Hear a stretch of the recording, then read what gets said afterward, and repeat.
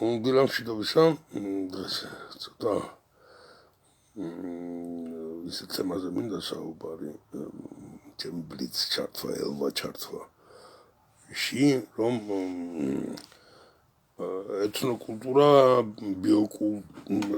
ეთნოკულტურა, თეოკულტურა, პოლიტკულტურა და ასე შემდეგ მე მგონი რამოდენიმე ბლიც ელვა ჩართვას ამ თემაზე გავაგრძელებთ და ასე ვფიქრობ. არის ასეთი მეცნიერება ჩემ თავზე, საერთოდ მიყვარს ხოლმე საკუთარ თავის დაცინვა და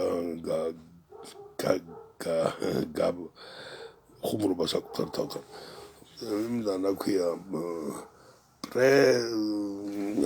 პირველ ქრისტიანობა და რა ვიცი მთელი რომის იმპერატორები და იმპერატრიცები განვიხილე და ფსიქიატრია შევეხე და რას არ შევეხე ევდოკიას შევეხე იმპერატრიცას რომელიც წმინდანად არის შერაცული და რომელიც დიდი ძალისხმევითაც წმინდა ივანე ოქროპირდელებაში იყო და რა ვიცი თანამედროვეობაზე არ მისაუბრი არაფერი. დღეს ძალიან არეულია სიტუაცია და არ მინდა მე ამ ადამიანის მიმართ არანაირი პირადი მტრობა არ გამაჩნია ვისაც ახლა უნდა ვისაუბრო. ხალხო არქიმანდრიტი ნიშნავს არქიმანდრიტ. ეს არის ბერძნულდა თარგმანებით ქართულ ენაზე თარგმანებით ნიშნავს მონასტრის თავს, ანუ მონასტრის მმართველს და არაგების არქიმანდრიტისთვის ქალაქის მონასტრის წინამძღვრობა. მით უმეტეს მაშინ, როცა ამ ტაძარში მსახურობს დეკანოზი. საუბარი მაქვს არქიმანდრიტ დოროთე ყურაშვილზე. კაცს სიტყვა 20 წელს, 23 წელს გადაცდა, რაც მე ვარ სასულიერო პირი. და აი დაახლოებით რომ გამოვიანგარიშოთ 20 წელიწადზე მეტი არის სასულიერო პირი არქიმანდრიტი დოროთე. კაცს ხმა არ მოუღია არაფერზე. ისე გადავიტანეთ უსამართლობები, ჩაგვრები, ცემები, წყეპები წინამთავრობის დროს, ეხლა მერე საერთოდ ხმა არ მოუღია კაცს რა და ეხლა გამოვიდა არენაზე რაღაც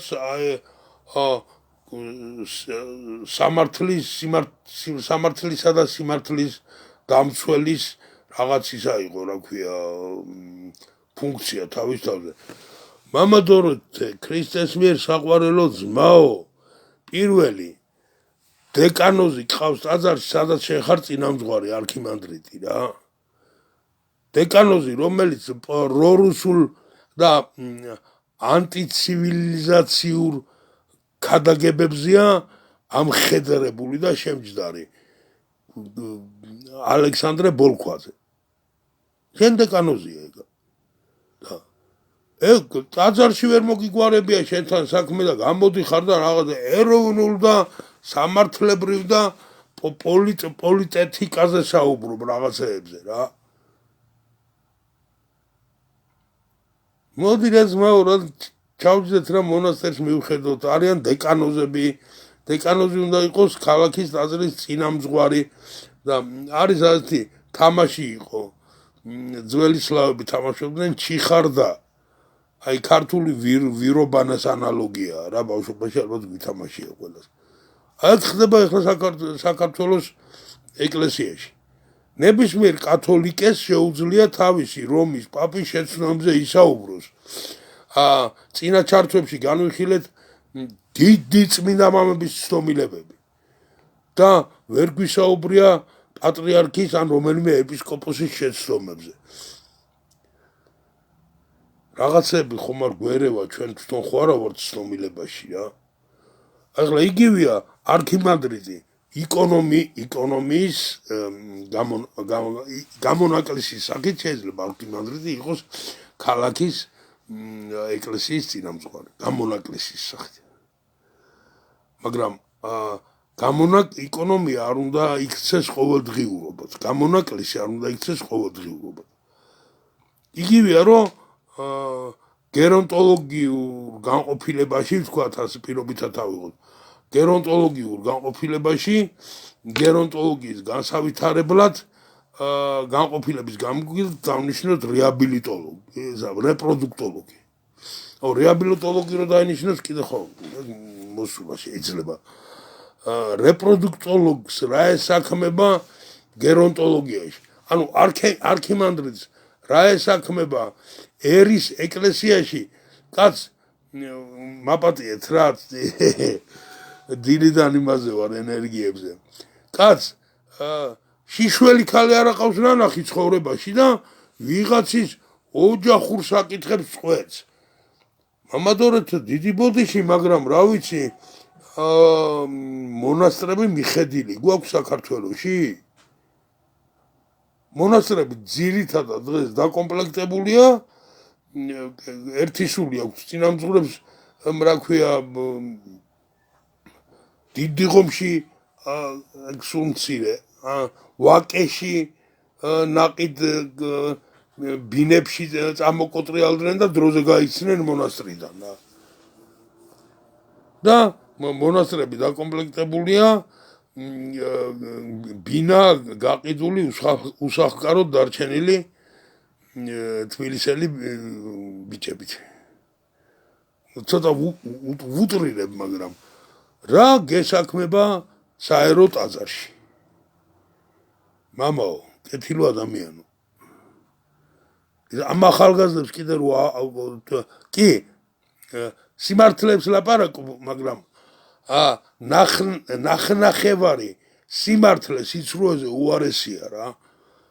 კიდევ რა არის გვერევა ეთნოკულტურა და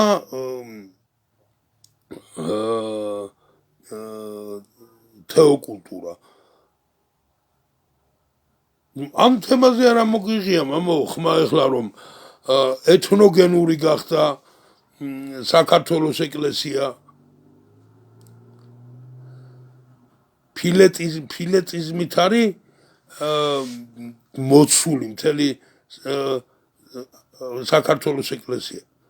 დგანა და პრორუსულ რაღაცებს ისვრიან მიტროპოლიტი ივანე გამრეკელი ეპისკოპოსი თუ მთავარ ეპისკოპოსი სპირიდონ აბულაძე.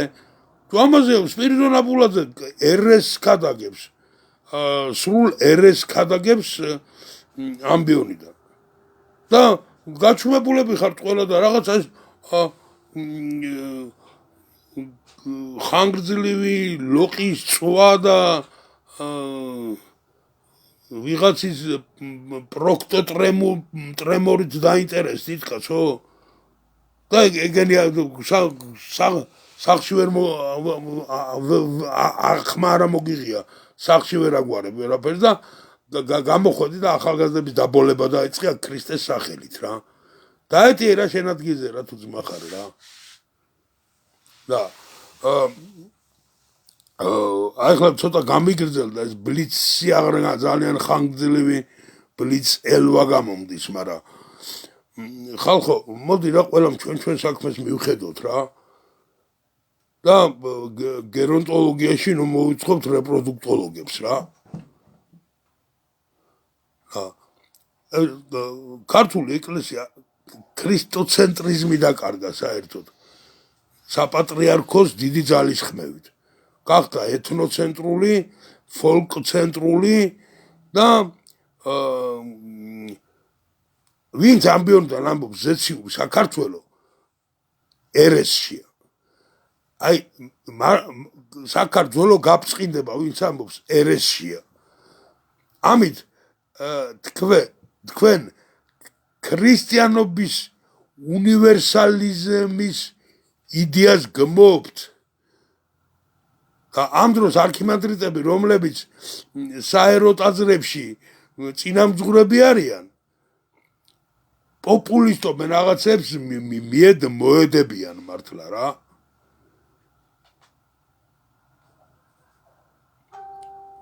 აი მოქმედმა მეძავმა პატიოსან მრავალშვილიან დედას რომ მორალისკენ მოუწოდოს. თვითონ შიგნით არ აქვს მოგვარებული რაღაცეები და ეხლა ოჯახის ერთგულ მრავალშვილიან დედას როგორ უნდა მოუწოდოს მორალისკენ. ანუ ჯერ შიგნით და მთავარი საკითხები მოაგვარეთ. პატრიარქმა თქვა, პატრიარქმა გამომიშვა რომ ეს მელაპარაკა. რა მამა დოროთე პატრიარქს რომ არ ეთქვა სინდისი არ კარნახობდა? პატრიარქით ვერ ცხონდები და იურისდიქციით ვერ ცხონდები. ცხონება არის ინდივიდუალური და არა კოლექტიური რა. კოლექტიური ვიცი კოლმეურნეობა სავხოზები და რაღაცეები რა. კოლექტიური ცხონება არ არსებობს. რაც არ უნდა 100,000 თაგანი რო იყო მოწამე. იმ 100,000 თაგანიც რო იყო მოწამე. ინდივიდუალური გადაწყვეტილების მიღება გიწევს მაინც. რაღაც კოლექტივიზმი ისკენ მოუწოდებთ რაღაც არ ვიცი რა. ასე რომ ყველას გისურვებთ სული ცხონებას, მეც იგივე მისურვეთ და გვახსოვდეს რომ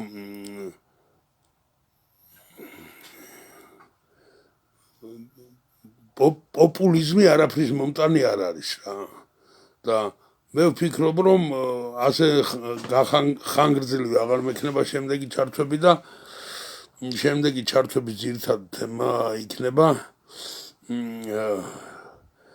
თეოკულტურა, ეთნოკულტურა და პოლიტკულტურა.